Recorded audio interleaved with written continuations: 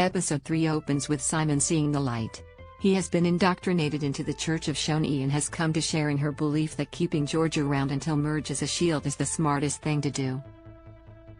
After a montage of Stevie meticulously tending to the villain's fire and teaching his tribe some Tai Chi, we jump straight into a rewards challenge where contestants compete one-on-one, running to the water, jumping into the water and securing a beanbag that they then need to maneuver into their goal. It gets pretty physical quickly, but with a jar of cookies on the line, and the sugar high that comes with it, this is one challenge neither tribe wants to lose. Unfortunately for Stevie, he is put forth as the sacrificial lamb to compete against Mega Man Shonee and sadly carries no prizes for effort. After the villains secure the victory thanks to Mimi, who battles it out in the final round against Paige, we cut back to camp for the first look at the heroes' tribe and the alliances that are starting to form. Award-winning broadcaster Benjamin Law describes what he is seeing best for us, as the alpha males of the tribe gather to discuss strategy. They are having a meat tray convention, Ben says.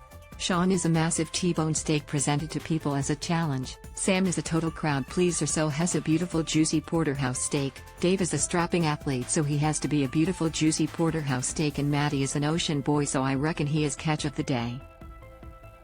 As for Ben, he describes himself as mincemeat because he wants to be spread around. After Ben and the girls finish ogling the meat tray convention, we switch back to the villains' camp who are foaming at the mouth at the prospect of having some cookies in their belly. But whilst everyone is digging in, George is running around like a madman searching for an immunity idol, which, total shock, he does indeed find in the roots of a tree. Despite the obvious bulge in his pocket, George returns to camp with his tribe mates none the wiser, telling the camera that like his last idol in Brains vs. Bronze, he will get this brand new one tattooed around his neck. Let's hope it's not as garish as its counterpart.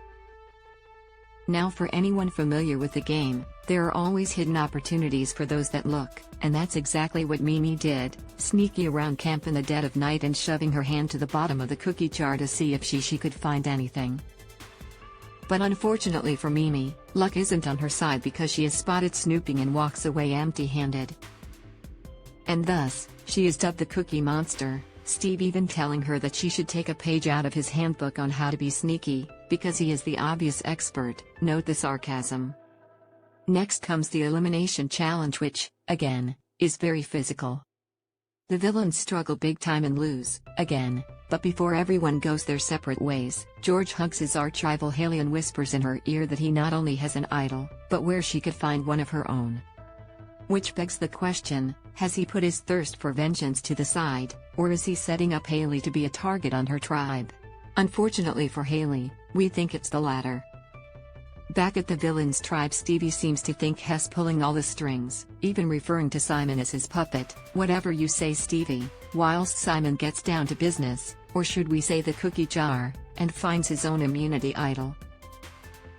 I have a thirst for cookies and that thirst has led these hungry little hands to something more delicious than any cookie could ever be, Simon tells the camera. But then things get weird, and if you ask us, a tad gross. When revealing to Jordy that he has found an idol, Jordy wants to cop a feel. But it's not that easy given the idol is shoved in between Simon's cheeks. You can feel it in my R when the time is right, Simon tells Jordy. To which Jordy reaches down for a feel anyway. Things get heated at tribal as the villains run around whispering in ears about who they want to vote out. Simon has left the Church of Shonee and is determined to use his idol to blindside George, but Jordy is the voice of reason and implores him to hold off. Ultimately, it's Mimi whose torch gets snuffed.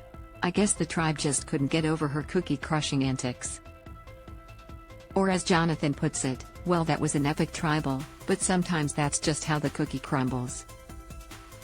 But wait, there's more. Simon hangs back after tribal, pulling out George's villain hat out of his bag which he then throws onto the fire in what he probably thinks is a huge power move. Spoiler alert, it's not. I'll be back to finish the job, Simon says. But Jonathan just seems dumbfounded by Simon's antics. You might regret that.